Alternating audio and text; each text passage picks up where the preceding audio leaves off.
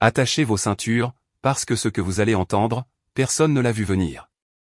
Ses lunettes de soleil sont tombées. C'est la première chose dont je me souviens. Elle marchait pieds nus sur le rivage, riant au téléphone, jouant avec une mèche de cheveux comme elle le faisait toujours quand elle mentait. La marée montait, douce et paresseuse, et juste au moment où elle passait près du vieux quai en bois, elle a levé les yeux et m'a vu. Et c'est là que tout son corps a changé. Le balancement désinvolte de ses hanches, la fausse chaleur dans sa voix, sa démarche insouciante, tout a disparu. Elle a serré la mâchoire. Elle s'est arrêtée de marcher. Sa main, à mi-geste, est retombée comme si elle avait oublié quoi en faire. Et ses lunettes de soleil qu'elle portait toujours pour se cacher sont tombées droit dans le sable. Elle n'était pas censée me revoir. Ni ici. Ni jamais. Elle pensait que j'avais disparu pour de bon. Et pour être honnête, je le pensais aussi. Mais le problème avec le silence, c'est qu'il n'efface pas la trahison. Il la nourrit. Et après 3 ans à me mordre la langue, il était enfin temps qu'elle voie ce que ce silence avait fait de moi. Vous pensez que je suis dramatique? D'accord, peut-être. Mais ce n'est pas vous qui êtes resté à fixer un appartement vide avec une brosse à dents en moins et une lettre de divorce signée avec une encre qui sentait la lavande. Ce n'est pas vous qui avez lu le dernier message qu'elle m'a envoyé. 5 mots qui m'ont vidé la poitrine comme un couteau émoussé. Ne me hais pas. Je suis libre. Elle est partie un mercredi, en me disant qu'elle allait à une retraite de bien-être avec sa sœur. Elle a dit qu'elle avait besoin de se reconnecter avec elle-même.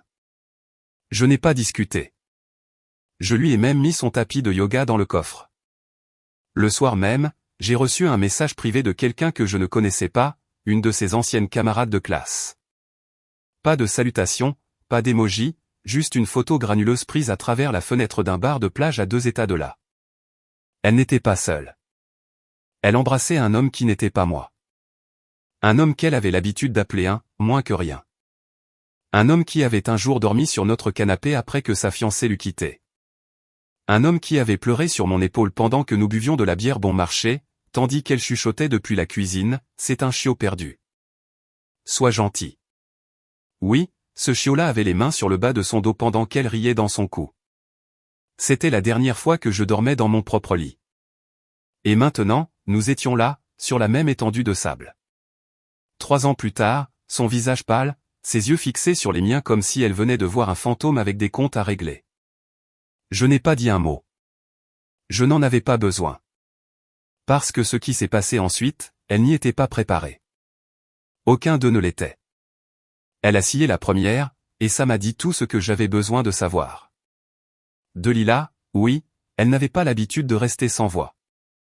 C'était une maîtresse des diversions, des larmes feintes, de l'art d'inverser la narration si vite que vous commenciez à vous excuser avant de réaliser que c'était vous le trahi. Mais sur cette plage, à quelques mètres seulement de l'homme qu'elle avait rejeté comme une mode de l'année précédente, elle était pétrifiée. J'ai pensé à repartir. Honnêtement, j'y ai pensé. Ça aurait été l'option la plus propre, la plus poétique. Vous savez, la fin du style, il s'éloigne vers le coucher du soleil tandis qu'elle le regarde avec regret. Mais ce n'était pas un film. Et sa trahison ne méritait pas une révérence cinématographique. Elle ne méritait pas la paix. Elle méritait la vérité, brute, sans filtre et bien pire que dans ses souvenirs. J'ai fait un pas vers elle. Elle a tressailli. Ça m'a amusé plus que ça n'aurait dû.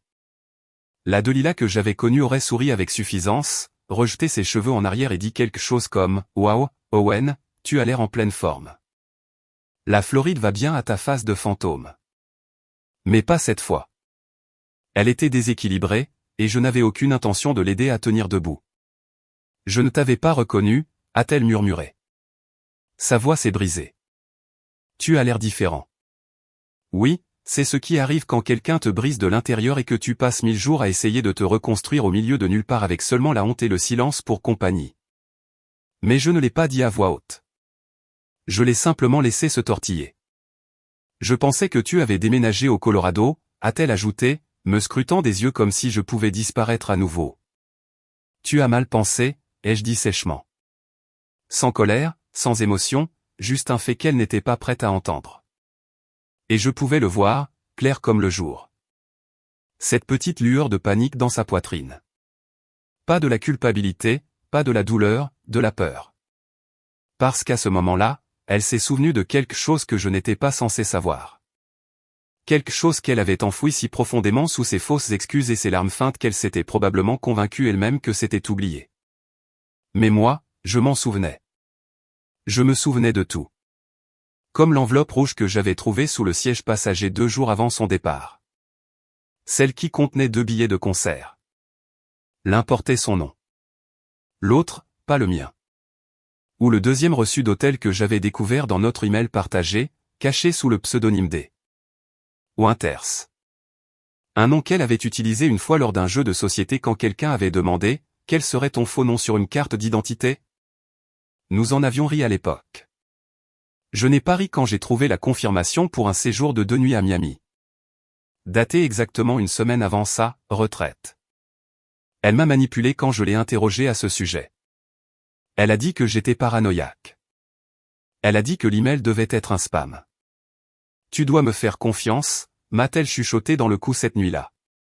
Tu imagines encore des choses. Non, je voyais enfin les choses clairement. C'était ça le problème.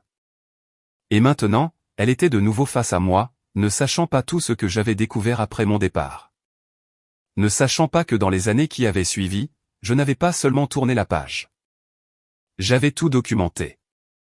Chaque mensonge, chaque transaction, chaque nom. Parce que je savais que ce jour viendrait. Et maintenant, je n'étais plus seulement Owen, le mari tranquille qu'elle ignorait. J'étais Owen, l'homme qui avait silencieusement construit un dossier de vérité auquel elle ne pouvait plus échapper. Je n'ai rien à dire, a-t-elle chuchoté. Je ne suis pas ici pour tes paroles, ai-je répondu. Elle a baissé les yeux, peut-être pour cacher son visage. Peut-être parce qu'elle ne supportait pas de regarder dans les yeux l'homme qu'elle avait un jour brisé pour le plaisir. Mais c'est alors qu'elle a remarqué ce que je tenais dans ma main. Plié, usé, un peu taché par le temps. La photo. Cette photo. Ses yeux se sont écarquillés, comme ce soir où j'étais arrivé à la fête de son bureau et l'avais surprise en train de retirer sa main de celle de son collègue avec beaucoup trop de lenteur. Comme si elle était prise dans une tempête qu'elle croyait passer. Tu as gardé ça. J'ai hoché la tête. Tu ne l'as jamais enterré assez profondément. Sa lèvre a tremblé. Pourquoi es-tu ici? Parce que je veux que tu le vois, ai-je dit doucement. Les conséquences. Les vraies, pas la version Instagram de ta vie où tu peux prétendre que rien de tout ça n'est arrivé. J'ai rangé la photo dans mon journal et je me suis retourné. Elle ne m'a pas suivi. Elle ne m'a pas appelé par mon nom. Elle est juste restée là, pieds nus dans le sable, comme si la marée pouvait emporter ce que je venais de déterrer. Mais certaines choses ne sont pas emportées par la marée. Certaines choses vous collent à la peau, surtout les mensonges que vous avez racontés et les gens que vous avez écrasés pour les garder cachés. Je n'avais pas prévu de la revoir, et encore moins de lui parler. Mais quand on passe 3 ans à traîner un souvenir derrière soi comme un cadavre attaché à sa cheville, on commence à réaliser qu'on ne sera jamais libre tant qu'on ne l'aura pas affronté. Tant qu'elle ne le verra pas. Pas la version dont elle s'est convaincue. Celle où je ne supportais tout simplement pas le mariage ou où je suis parti à cause de mes insécurités. Non, la vraie version. Celle où je l'ai vue exactement telle qu'elle était et où je suis parti avant qu'elle ne puisse finir de me vider de l'intérieur. Alors que je m'éloignais de cette plage, je sentais ses yeux dans mon dos. Je pouvais sentir le poids des questions s'accumuler dans sa gorge, mais elle est restée figée sur place. Elle ne m'a pas appelé. Peut-être savait-elle que je ne m'arrêterais pas. Peut-être avait-elle peur de ce que je dirais si je le faisais. Je suis allé directement au petit motel voisin où j'avais une chambre simple et un unique objectif. Je ne l'avais pas réservé au hasard. Tout ce week-end avait été orchestré. Elle pensait m'être tombée dessus par hasard. En réalité, elle était tombée en plein dedans. J'avais toujours le journal, relié en cuir, usé, rempli de pages que la plupart des gens ne croiraient jamais provenir de quelqu'un comme moi. Mais quand on passe tout son mariage à être manipulé, trompé et à se sentir fou de remarquer la vérité, on commence à tout écrire. C'est la seule preuve qu'on n'était pas fou. À l'intérieur du journal, il y avait des noms, des dates, des lieux, des captures d'écran, des photos, des lettres que je n'ai jamais envoyées, des messages vocaux que j'ai transcrits. J'avais même la carte de mariage originale de sa mère. Celle qui disait tu as enfin trouvé quelqu'un de sûr.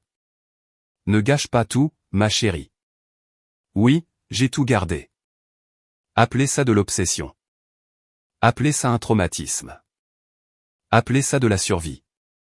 Mais je savais qu'un jour, la vérité aurait besoin d'être déballée. Cette nuit-là, j'ai dormi comme je ne l'avais pas fait depuis des années.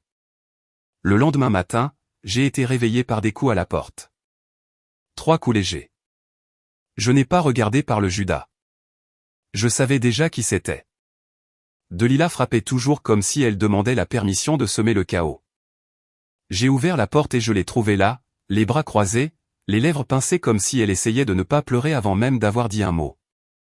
Elle avait l'air plus âgée, pas fatiguée, juste usée, comme quelqu'un qui savait que le masque ne tenait plus. Elle a parlé la première.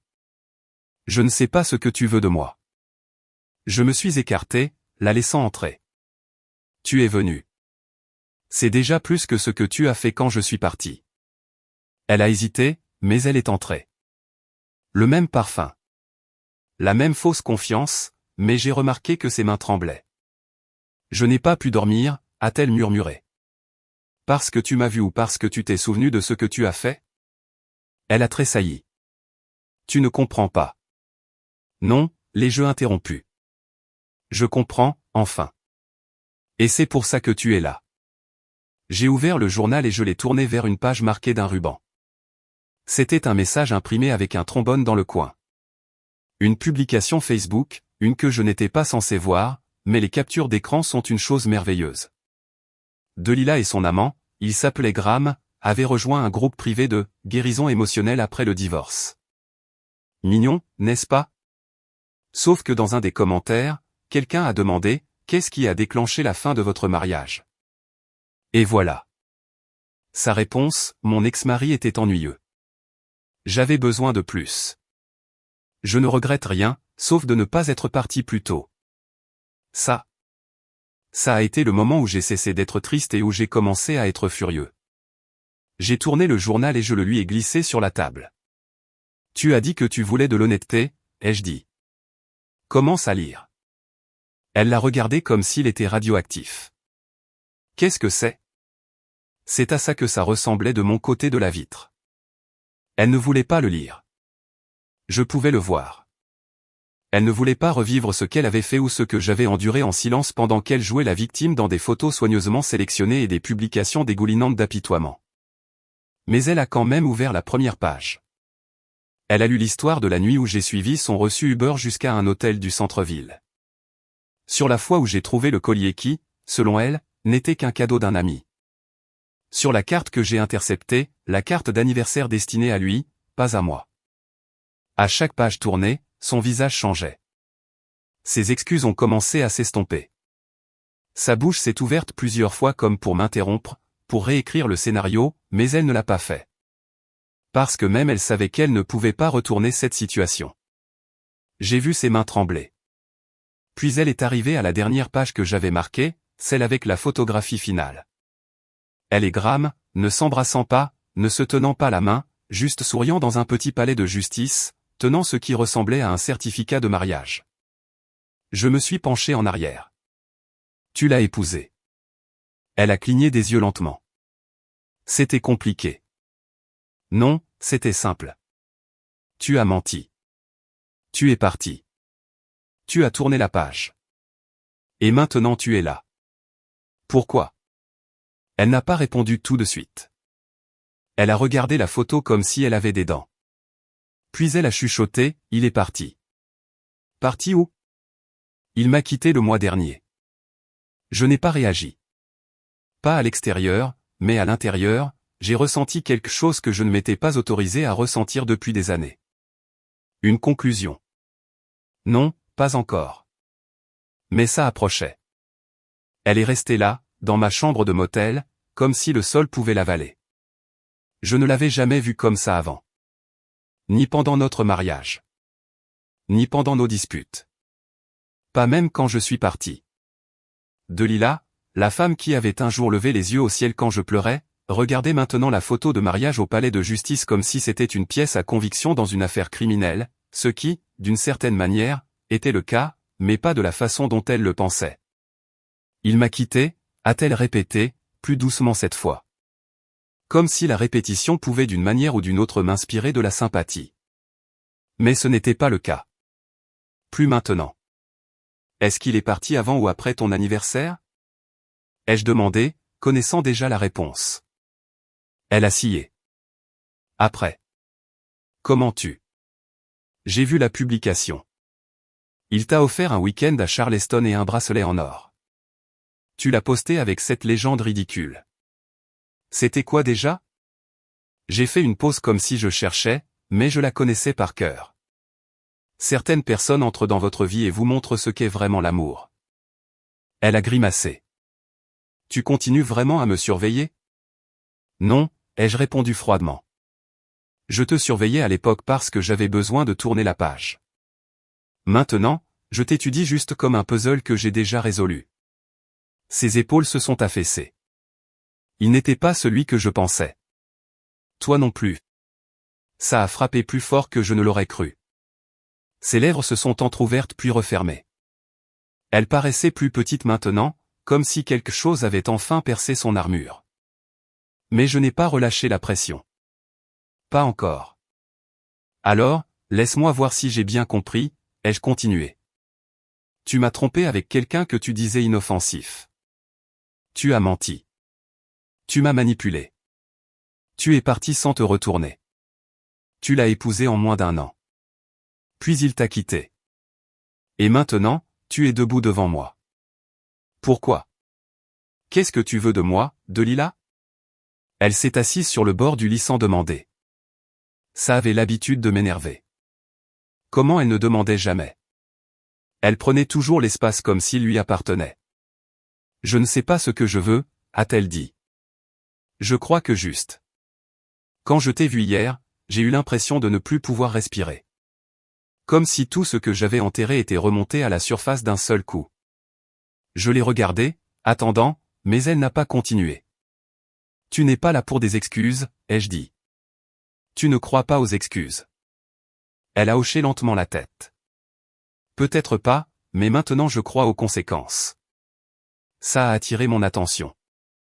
Pas parce que je la croyais, mais parce que je commençais enfin à voir la vraie raison de sa présence. Pas pour arranger les choses, pas pour assumer ce qu'elle avait fait. Elle était là parce que quelqu'un d'autre lui avait enfin fait ce qu'elle m'avait fait. J'ai trouvé son téléphone un soir, a-t-elle dit, sa voix à peine un murmure. Il y avait des photos d'une fille, une collègue plus jeune. La même histoire que je t'ai racontée. Je n'ai pas bronché. Je voulais, mais je m'en doutais déjà. Il m'a dit que j'étais trop émotive, que je le faisais culpabiliser de s'amuser, que je l'étouffais. J'ai hoché lentement la tête. Et maintenant, tu revis mon rôle. Des larmes ont jailli de ses yeux, mais aucune partie de moi n'a bougé pour la consoler. Je n'étais plus ce type-là. Le type qui sacrifiait ses besoins pour la mettre à l'aise dans sa cruauté. Le type qui croyait à chaque larme manipulatrice. Elle a essuyé son visage. Je t'ai détesté quand tu es parti. Tu sais, pendant des mois. J'ai dit à tout le monde que tu étais instable, que tu avais juste craqué et fui. Mais au fond, je savais. Je savais ce que je t'avais fait. Je me suis penché en avant. Alors pourquoi n'as-tu rien dit? Elle n'a pas hésité. Parce que je pensais que tu avais tourné la page et je ne voulais pas me sentir plus petite que je ne me sentais déjà. Nous sommes restés assis en silence un long moment. Ses yeux se sont de nouveau tournés vers le journal. Celui qui était toujours ouvert sur la table. Des pages marquées d'une douleur dont elle n'a jamais eu le courage d'être témoin quand ça comptait. Je ne veux rien de toi, a-t-elle chuchoté. Pas vraiment. Juste. Je voulais juste que tu saches que maintenant je vois. Tout. Ce que j'ai fait, ce que je suis devenu, ce que j'ai perdu. C'est à ce moment-là que j'ai réalisé qu'elle n'était pas là pour me récupérer. Elle était là parce que la culpabilité ne disparaît pas quand on l'enterre. Elle pourrit. Elle s'infiltre dans votre nouvelle vie et ruine tout ce que vous essayez de construire. Et maintenant, elle se noyait dedans. Je me suis levé et j'ai marché vers la porte. Pas pour la mettre dehors. Pas encore, mais pour bien faire comprendre qui tenait la sortie cette fois. Elle a levé les yeux, la panique scintillant dans son expression. tu ne vas pas me pardonner, n'est-ce pas? J'ai secoué la tête. Non, mais je ne suis pas non plus ici pour te punir. Alors, pourquoi es-tu ici? J'ai fait une pause, je l'ai regardé dans les yeux, pour te laisser me voir partir à nouveau. Sauf que cette fois, ce n'est pas parce que je suis brisé. Elle n'est pas partie après que j'ai ouvert la porte. Elle est restée assise comme une personne accrochée au bord d'une falaise, attendant une main qui n'allait pas venir. Et je l'ai laissée dans ce silence, non par cruauté, mais parce que je voulais qu'elle soit assise dans le désastre qu'elle avait créé sans distraction, sans sauvetage. Je ne suis fier de rien de ce que j'ai fait, a-t-elle finalement dit, brisant le silence. Mais je ne suis pas non plus fier de la façon dont tu es parti. J'ai fermé la porte. Tu penses que je suis parti pour te punir? Je pense que tu es parti pour me faire du mal. Et ça a marché. J'ai ri doucement, amèrement. Non, Delilah. Je suis parti parce que rester signifiait me détruire, un commentaire passif-agressif à la fois. Parce que tu ne m'as pas seulement trompé. Tu m'as effacé alors que j'étais encore dans la pièce. Ça l'a réduite au silence. Je pouvais la voir l'assimiler. Pour une fois, elle ne cherchait pas un moyen de retourner la situation ou de se faire passer pour la victime. Elle a juste fixé le sol comme s'il contenait des réponses. Je n'ai jamais pu tourner la page, a-t-elle murmuré. Non, tu ne me l'as jamais permis. Elle a levé les yeux alors, et pendant un bref instant, j'ai vu la femme que j'avais épousée, celle qui s'allongeait à côté de moi sur le sol pendant que nous écoutions des disques, parlant du genre de vie que nous construirions. Avant les fêtes, avant les secrets, avant que je ne devienne un bruit de fond dans ma propre maison. Je ne savais pas comment arrêter de mentir, a-t-elle admis. C'est devenu une habitude. J'en disais un, puis je devais en dire 3 autres juste pour maintenir le premier en vie. J'ai hoché lentement la tête. Et quelque part là-dedans, tu as oublié à qui tu mentais.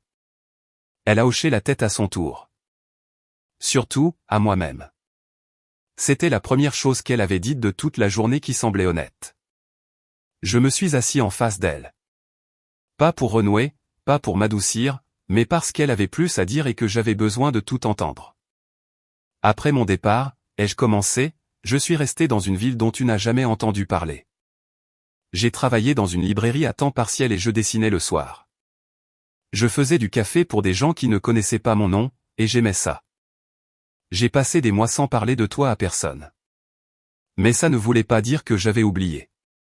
Je me souvenais de tout, surtout des petits détails, comme la façon dont tu te fermais chaque fois que je mentionnais quelque chose d'émotionnel. Comment tu pouvais pleurer pendant une publicité triste mais ne pouvais pas dire désolé sans en faire une blague. Je ne savais pas comment être près de toi, a-t-elle chuchoté. Tu étais trop bon, trop gentil. Ça me faisait me sentir petite. J'ai haussé un sourcil. Alors tu as trompé pour te sentir plus grande? Elle a grimacé. J'ai trompé parce que j'étais égoïste et faible. Et je pensais que tu me pardonnerais toujours. Ah, la voilà.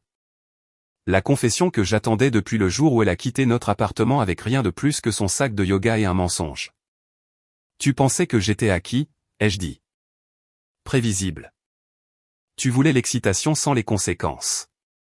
Et puis je t'ai donné quelque chose auquel tu n'étais pas préparé. Le silence. Elle m'a regardé comme si elle voulait dire oui. Comme si elle voyait enfin ce que j'étais devenu en son absence. Pas en colère, pas brisé, simplement fini. Je pense à toi tous les jours, a-t-elle chuchoté. Je n'ai pas répondu. Je ne lui donnerai pas l'écho qu'elle voulait. À la place, j'ai fouillé dans mon sac à dos et j'en ai sorti une lettre. Manuscrite, pliée une fois. Je l'avais écrite il y a 2 ans, mais jamais envoyée. À l'époque, je pensais que c'était une thérapie. Maintenant, c'était une conclusion. Je la lui ai glissée sur la table. Lis-la quand tu seras retourné à la vie que tu t'es construite. Elle a regardé la lettre comme si elle pouvait lui brûler le bout des doigts. Qu'est-ce que c'est? C'est la version de moi qui suppliait pour des réponses. La version que tu as ignorée. L'homme qui a attendu que tu t'en soucies. Il est mort le jour où tu en as épousé un autre. Mais j'ai gardé sa voix assez longtemps pour te la rendre. Elle n'a pas touché l'enveloppe. À la place, elle m'a regardé, les larmes aux yeux, et a dit quelque chose que je n'attendais pas. Je n'ai pas seulement perdu Graham. J'ai perdu mon travail, mon appartement, mes économies. Tout ce que j'ai construit avec lui s'est effondré du jour au lendemain. Et tout ce que je pouvais penser, c'était, peut-être que c'est ce que je mérite. Pendant une longue seconde, je n'ai rien ressenti. Ni pitié, ni colère, ni même satisfaction. Puis j'ai dit calmement, tout perdre, ce n'est pas la même chose qu'apprendre quelque chose. Et sur ce, je me suis levé. Ses yeux m'ont suivi, mais son corps n'a pas bougé. Elle est restée assise comme si bouger rendrait tout cela réel. Tu pars vraiment, encore ? A-t-elle demandé. Je ne me suis même pas retourné. Non, cette fois, c'est moi qui m'en vais. Je n'ai pas claqué la porte du motel en partant. Je n'ai même pas regardé en arrière. J'ai marché le long du couloir blanchi par le soleil, passé le distributeur automatique délavé et le seau à glace rouillé, et j'ai ressenti quelque chose que je n'avais pas ressenti depuis longtemps. Du soulagement. Pas parce qu'elle avait enfin admis ce qu'elle avait fait, ou parce qu'elle avait dit qu'elle avait tout perdu, mais parce que je savais que plus rien de tout cela n'avait à voir avec moi. Elle n'était pas à moi, et je n'étais pas à elle. Même pas dans le souvenir. Le monde avait continué de tourner après que je l'avais quitté. C'était la partie cruelle. La partie la plus honnête. Elle pensait que je resterais figé sur place, léchant encore mes blessures pendant qu'elle postait des photos soigneusement filtrées de sa nouvelle vie avec son nouvel homme. Mais le truc avec le silence, c'est qu'il vous donne le temps de construire, pas seulement des murs, pas seulement des défenses, mais un but. Après l'avoir laissée assise avec cette lettre, qu'elle n'avait probablement toujours pas ouverte, j'ai conduit 30 minutes hors de la ville jusqu'à un dîner tranquille appelé Marley's. C'est le genre d'endroit où la serveuse connaît votre nom à la deuxième visite, et où la tarte est toujours disponible. Mais je n'y suis pas allé pour ça. C'est là que je l'ai rencontrée, la vraie elle. Et oui, je sais ce que vous pensez. Un rebond, n'est-ce pas? Faux. Elisa n'était pas quelqu'un vers qui j'ai couru. C'était quelqu'un vers qui j'ai lentement grandi, comme le soleil à travers la brume. Je ne suis pas tombé amoureux d'elle parce qu'elle m'a guéri. Je suis tombé amoureux parce que pour la première fois depuis des années, je n'avais pas à me faire tout petit pour être aimé. Je n'avais pas à supplier pour des miettes émotionnelles ou à expliquer pourquoi le respect de base n'était pas optionnel. Elisa ne m'a pas sauvé. Elle m'a vu. C'était suffisant.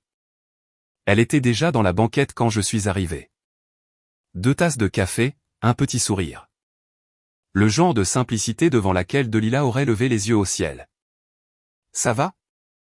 a demandé Elisa alors que je me glissais sur le siège. « Mieux que prévu, ai-je dit honnêtement. Je n'ai pas eu besoin d'expliquer pourquoi. Elisa était au courant pour Delila. Pas tous les détails, mais assez. Assez pour comprendre pourquoi j'avais disparu pendant 3 ans. Pourquoi je tressaillais chaque fois que quelqu'un élevait la voix ou disait « je plaisantais ». Assez pour savoir que tourner la page ne consistait pas à se venger.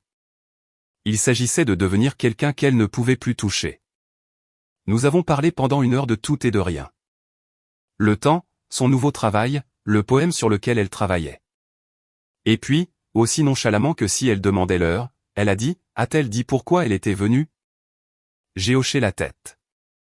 Elle voulait être vue. Pas pardonnée. Juste reconnue. Elisa a penché la tête. Et tu l'as fait? Assez pour m'assurer qu'elle ne reviendra jamais. Elle a souri, fière, mais en silence. Puis elle s'est penchée et a dit quelque chose que je n'oublierai jamais. Tu sais qu'elle va sombrer, n'est-ce pas? Tu étais son filet de sécurité, même si elle l'a brûlé. Je ne suis plus son filet, ai-je répondu. Je suis la raison pour laquelle elle a enfin touché le fond. Et je le pensais. Parce que ce que Delila n'a pas réalisé, c'est que les gens comme elle ne changent pas quand on les attrape. Ils changent quand l'histoire qu'ils se racontent à eux-mêmes s'effondre enfin. Et moi, je ne me suis pas effondré. J'ai survécu. Cela ruine les gens comme elle plus que la rage ne le pourrait jamais. Plus tard cette nuit-là, de retour au motel, j'ai trouvé l'enveloppe que je lui avais donnée devant ma porte, non ouverte. Elle n'avait pas lu la lettre. Ou peut-être qu'elle ne le pouvait pas. Peut-être que lire la vérité écrite de ma propre main était un niveau d'honnêteté auquel elle n'était toujours pas prête. Je ne l'ai pas remise à l'intérieur. Je l'ai laissée là où elle était. Le lendemain matin, elle avait disparu. Était-elle revenue la chercher? Le vent l'avait-il emportée? Ou quelqu'un d'autre l'avait-il trouvée? Un étranger qui l'a lu et s'est demandé qui diable nous étions? Peu importait. Cette lettre n'a jamais vraiment été pour elle de toute façon. Elle était pour moi, et je n'en avais plus besoin. Alors que je faisais mon sac et que je quittais ce motel pour la dernière fois, j'ai réalisé quelque chose d'étrange. Je n'étais pas en colère. Ni contre elle. Ni contre moi-même, ni même contre les années que j'avais perdues. J'étais libre. Et ça, pour la première fois depuis longtemps, semblait réel. Je pensais que c'était fini. Que m'éloigner du motel, d'elle, de la lettre non lue était le coup final. Que ce que nous avions partagé était enfin devenu poussière. Quelque chose soufflait de la table de ma vie. Mais tourner la page, ce n'est jamais seulement s'éloigner. C'est savoir que si le passé frappe à nouveau, il ne peut pas trouver un chemin pour revenir. Et malheureusement pour moi, le passé avait une dernière surprise en réserve. Ça a commencé par un message vocal. Numéro bloqué, pas de nom, juste le silence au début, puis une voix. La sienne. Je sais que je n'aurais pas dû venir. Je sais que je ne devrais pas appeler maintenant, mais tu ne m'as pas laissé tout expliquer. Il y a quelque chose que je dois te dire. Sur cette dernière année, sur Graham. Sur ce que j'ai trouvé après ton départ. Je ne sais pas si ça a encore de l'importance, mais ce n'est pas ce que tu penses. J'ai effacé le message vocal. Puis je l'ai récupéré. Puis je l'ai réécouté. Et je me suis détesté de m'en soucier, ne serait-ce qu'un peu. Je me suis dit que ce n'était rien, qu'elle essayait de semer à nouveau le chaos, tout comme elle avait l'habitude de laisser juste assez de non-dits pour me ramener, pour me faire douter. Mais au fond, j'ai senti quelque chose changer. Pas de la confiance, pas de l'espoir, juste de la curiosité. Le genre de curiosité qui précède la fermeture complète d'une blessure. Le genre qui peut tout rouvrir si l'on ne fait pas attention. Je savais que je devais fermer cette porte. Pas avec le silence cette fois, mais avec certitude. Alors j'ai ouvert mon ordinateur portable et j'ai sorti le dossier d'archives. Celui avec les captures d'écran sauvegardées, les journaux de messages, les emails, tous les artefacts numériques de l'effondrement de notre mariage. Je les collectionnais depuis des années, non par rancune, mais parce qu'une partie de moi avait besoin de se prouver que je n'avais pas tout imaginé. Quand on a été manipulé assez longtemps, même sa propre mémoire devient suspecte. Mais je ne les regardais plus pour la douleur. Je cherchais un levier, pas pour l'utiliser contre elle, mais pour l'utiliser pour moi. Parce qu'il y avait une chose qu'elle n'a jamais su, une chose que je ne lui ai jamais dite. Pendant ces derniers mois où tout s'effondrait et où elle pensait que j'étais trop engourdi pour m'en rendre compte, j'ai enregistré une conversation, une seule. La nuit où j'ai trouvé le deuxième reçu d'hôtel. Elle est rentrée à 2h14 du matin, talons à la main, cheveux emmêlés et un sourire suffisant sur le visage comme si le monde lui appartenait. Je lui ai demandé où elle était. Elle a ri. Dehors. Ne m'attends pas la prochaine fois. Ça te donne l'air désespéré. Puis elle est allée dans la cuisine et s'est servi un verre comme si je n'existais pas. Comme si j'étais le majordome de sa convenance, pas son mari. Et je suis resté là, le téléphone dans ma poche, enregistrant sa voix alors qu'elle marmonnait pour elle-même, je ne sais même pas pourquoi il essaie encore. S'il avait un peu de respect pour lui-même, il serait déjà parti. Cet enregistrement était toujours sur mon disque dur, intact, oublié. Mais maintenant, il pulsait d'une nouvelle énergie. Ce n'était pas une arme. C'était un miroir, un rappel de qui elle était vraiment quand le masque tombait. Et le réentendre ne m'a pas fait mal. Ça m'a éclairci. Ça a dépouillé la sympathie résiduelle que je ne réalisais pas avoir encore accrochée au bord de ma poitrine comme du lierre. Elle ne me contactait pas maintenant par culpabilité. Elle me contactait parce que Graham l'avait laissée en morceaux et que j'étais la seule personne qui possédait encore sa vérité non éditée. Elle pensait peut-être qu'il y avait une version de moi qui poursuivrait encore ce dernier fil. Mais il n'y en avait pas. Cet Owen, celui qui s'accrochait au souvenir et la laissait réécrire l'histoire, était parti. Alors j'ai pris une dernière décision. Je lui ai envoyé par la poste une copie de l'enregistrement sur une clé USB. Pas de mots, pas d'adresse de retour, juste la version brute de sa voix au milieu de la nuit, avouant plus en un murmure qu'elle ne m'a jamais avoué en face. Je n'avais pas besoin d'une réaction. Je ne voulais pas d'appel téléphonique. Je ne me souciais même pas de savoir si elle l'écoutait. Je l'ai envoyé pour moi, parce que tourner la page, ce n'est pas la paix. C'est le pouvoir. Le pouvoir de savoir que la vérité existe toujours même quand le menteur n'est plus là. Et une fois que j'ai déposé cette enveloppe dans la boîte aux lettres, je suis retourné à ma voiture, j'ai démarré le moteur et j'ai chuchoté les 2 mots que j'avais attendus 3 ans pour dire. J'ai terminé. Pas comme une déclaration, comme un fait. C'est étrange de voir à quel point la vie continue tranquillement quand on arrête enfin de chasser les échos. Le matin après avoir envoyé cette enveloppe, je me suis réveillé sans anxiété pour la première fois depuis je ne sais combien de temps. Ce n'était pas comme une scène de film où le soleil entre de façon spectaculaire ou les oiseaux chantent à votre fenêtre. C'était normal, simple, calme, et c'est ce qui le rendait parfait. Delila n'a jamais rappelé. Je ne sais pas si elle a écouté l'enregistrement. Je ne sais pas si elle l'a jeté, mais au fond, je pense qu'elle l'a écouté.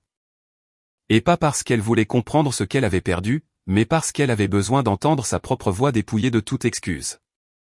Mais sa réaction, ce n'était plus ma responsabilité. Dans les semaines qui ont suivi, je n'ai pas continué à vérifier mon téléphone. Je n'ai pas scruté les réseaux sociaux pour voir si elle postait quelque chose de cryptique. Je n'ai pas fait les 100 pas en me demandant si j'avais fait le bon choix. À la place, j'ai recommencé à dessiner. J'ai donné mon premier cours communautaire depuis des années. Elisa et moi sommes allés en randonnée dans le nord de l'État et nous nous sommes fait surprendre par la pluie à mi-chemin. Nous n'avons pas couru nous abriter. Nous avons ri, trempé jusqu'aux os, et nous avons laissé le moment se produire. C'était ça, le vrai changement. Pas la vengeance, pas la justice, mais la joie sans condition. Je n'étais plus l'homme qu'elle avait quitté. J'étais l'homme qui était enfin revenu à lui-même. Et la belle partie, cette conclusion que j'ai passé des années à chercher, n'est pas venue d'elle. Elle est venue à la seconde où j'ai cessé d'avoir besoin qu'elle me la fournisse. Je pensais que cette histoire se terminerait par une confrontation ou une crise de nerfs dramatique ou un dernier mot poétique qui la ferait pleurer, mais ce n'est pas le cas. Elle s'est terminée avec moi, assis sur un banc de parc, buvant du café, regardant le ciel et réalisant que je me sentais léger. Pas parce qu'elle a dit « désolé », mais parce que j'ai arrêté de le lui demander. Et si vous avez vécu quelque chose comme ça, c'est peut-être la partie que vous avez le plus besoin d'entendre. Vous n'avez pas besoin des excuses. Vous n'avez pas besoin du dernier mot. Vous n'avez pas besoin qu'ils voient ce qu'ils vous ont fait. Vous avez juste besoin de guérir, quoi qu'il arrive. Merci de m'avoir accompagné dans ce voyage. Si quelque chose dans cette histoire vous a rappelé un moment de votre propre vie, une trahison ou un règlement de compte, ou un moment de force que vous n'attendiez jamais de vous-même, partagez-le dans les commentaires. Gardons cet espace authentique. Et, si vous êtes nouveau ici, assurez-vous de vous abonner. Il y en a d'autres d'où ça vient. Jusqu'à la prochaine fois, restez fort, restez honnête et n'ayez pas peur de vous éloigner de ceux qui ne voient plus votre valeur.